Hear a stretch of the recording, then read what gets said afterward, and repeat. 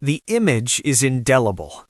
Kelly Ripa and Mark Consuelos, a symphony of synchronized energy, trading barbs and besotted glances across the live set.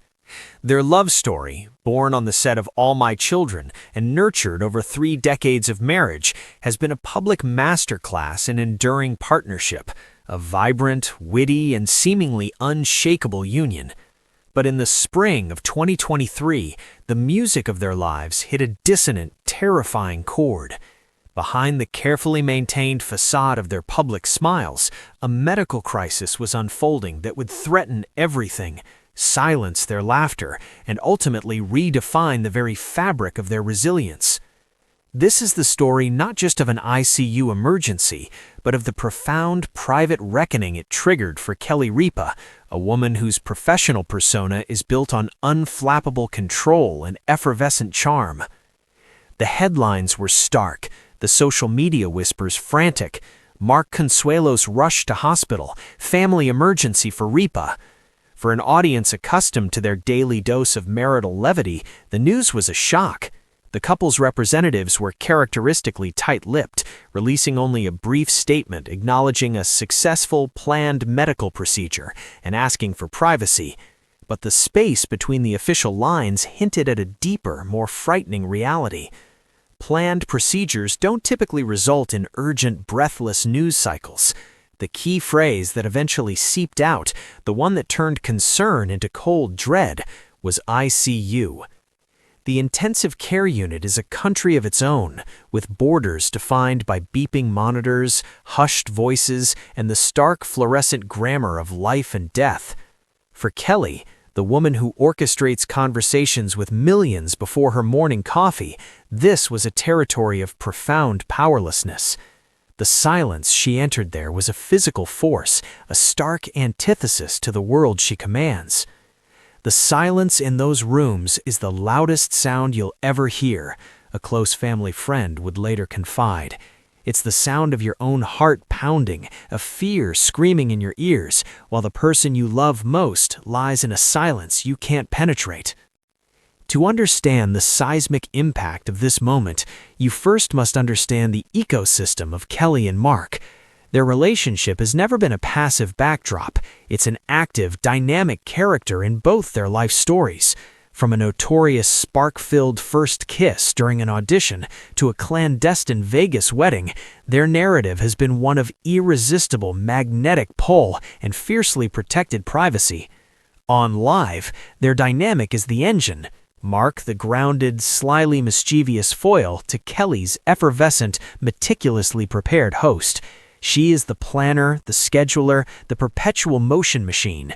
He is the anchor, the eye of her hurricane, the one whose mere presence can calm her famed intensity with a single look. This crisis, therefore, did not simply threaten Mark's health, it threatened the fundamental equilibrium of Kelly's entire world. The anchor was adrift. In the ICU, the roles they had perfected over 27 years reversed. The caregiver became the patient, the controlled became the chaotic. Kelly, famously averse to losing control, was now in a situation where she had absolutely none. Every decision, every outcome rested in the hands of medical professionals and the uncertain trajectory of her husband's body. Details of Mark's specific condition remain, rightly, private. What is relevant is the universal language of the ICU vigil.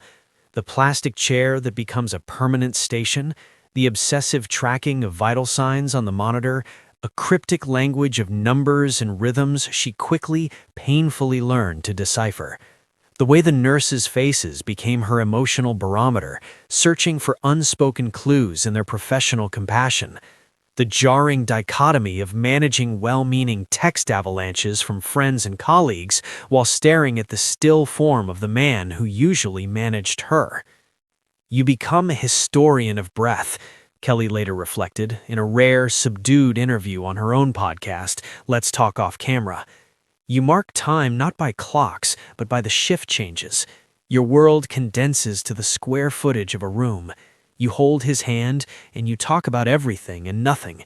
The stupid fight you had over the thermostat, the way your son laughed as a baby, the vacation you swore you'd take. You make promises to the air, to God, to the universe, to Him, even if He can't hear you. You bargain. This period of silent bargaining was perhaps the most transformative for the woman the public knows. Kelly Ripa's brand is one of curated chaos, juggling a national talk show, production company, book projects, and a family, all with a self-deprecating joke and impeccable style.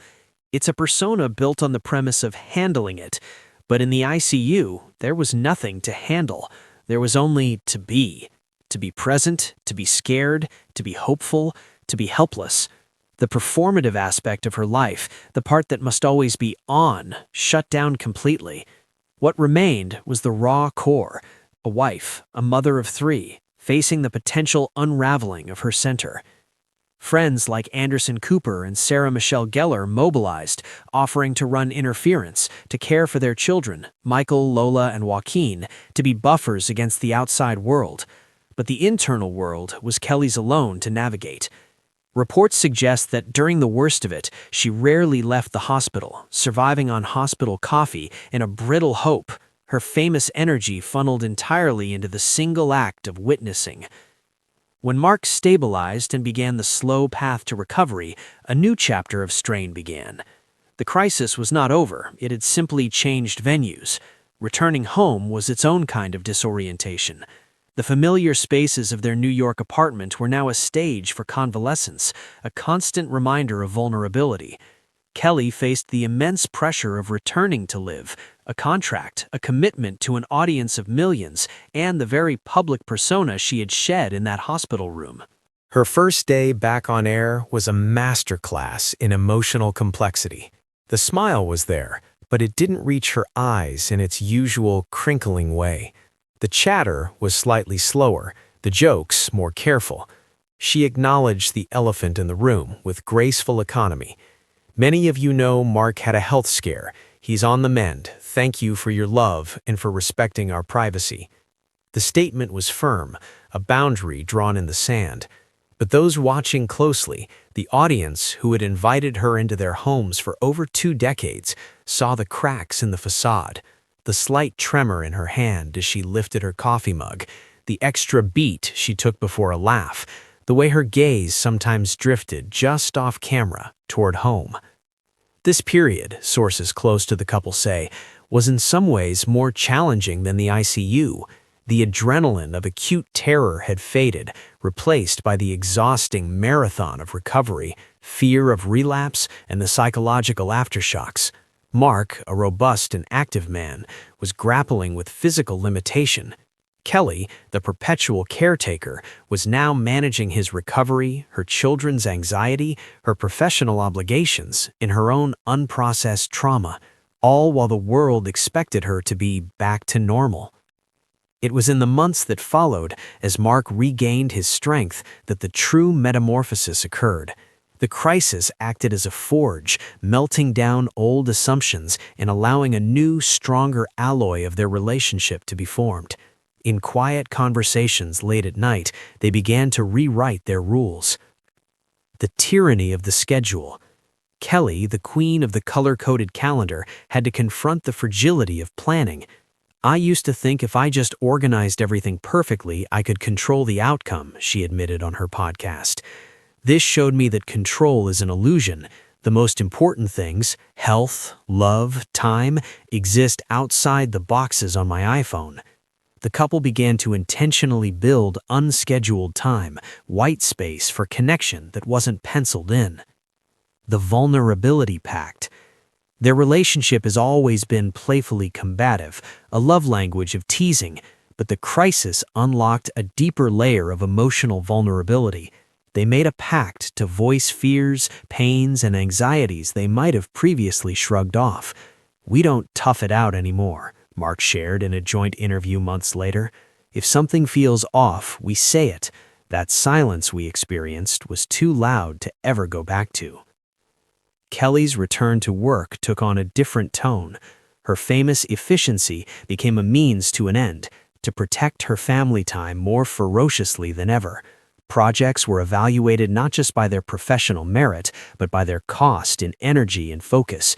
The yes woman learned the profound power of a strategic no. Public persona versus private reality. The event cemented their already fierce commitment to privacy. They had given the public a beautiful love story, but they now drew an even clearer line. The details of the illness, the specific fears, those would remain theirs alone. They would share the lesson, but not the ledger of their pain. The public's response to this private ordeal was a mirror to Kelly and Mark's unique place in culture. It wasn't just celebrity gossip, it felt to many viewers like concern for a family member. Their love story had been a comforting narrative in a chaotic world, proof that a Hollywood marriage could be durable, passionate, and real. Seeing that narrative threatened created a ripple of anxiety. The outpouring of support was genuine and massive, a testament to the authentic connection they fostered. Furthermore, by choosing to speak about it in glimpses and metaphors, on her podcast, in subtle shifts in their on-air dynamic, Kelly performed a delicate dance. She honored the experience's gravity without exploiting it. She allowed her audience to see her not just as a superhuman entertainer, but as a partner facing a universally relatable fear. In doing so, she transformed the trauma from a tabloid headline into a point of unspoken, profound connection with anyone who has ever sat in an ICU waiting room. Today, the Consuelos Ripa partnership operates on a frequency only audible to those who have been tested. The smiles are back, but they are different, softer at the edges, infused with a conscious gratitude. The teasing remains, but it's now underlaid by a palpable, steady current of awareness. When Mark now visits the live set, the glance they exchange isn't just for the cameras, it's a silent check-in, a reaffirmation of their presence to one another. Mark's health scare was not a plot twist in their love story. It was a dark, defining chapter that deepened the entire narrative's texture. It proved that their bond, so often showcased in laughter and light, was fortified to withstand silence and shadow. For Kelly, the woman who built a career on turning chaos into comedy, this was the one whirlwind she could not spin into a punchline. And in that surrender, she found a strength more profound than control. She discovered that sometimes the most powerful thing you can do is not to manage the storm, but to hold tight to your anchor through it, trusting that together you will find calm waters again. Their journey from smiles to silence and back to a more resonant, nuanced kind of joy offers a powerful testament. It reminds us that the strongest love stories aren't those that avoid the ICU, but those that are rewritten within its walls, emerging with a script that values every breath, every moment, in the priceless sound of a shared, quiet morning. No longer taken for granted, but celebrated is the miracle it truly is. The aftershocks of this experience continue to shape their choices. Kelly's advocacy for health awareness, particularly women's health and caregiver support, has taken on a new, more personal urgency. Mark, always the family's steady center, has become even more vocal about the importance of regular checkups and listening to one's body, especially for men who often downplay symptoms. Their children, who witness this scare, have reportedly developed a tighter-knit bond and a maturity about life's fragility. Professionally, the crisis acted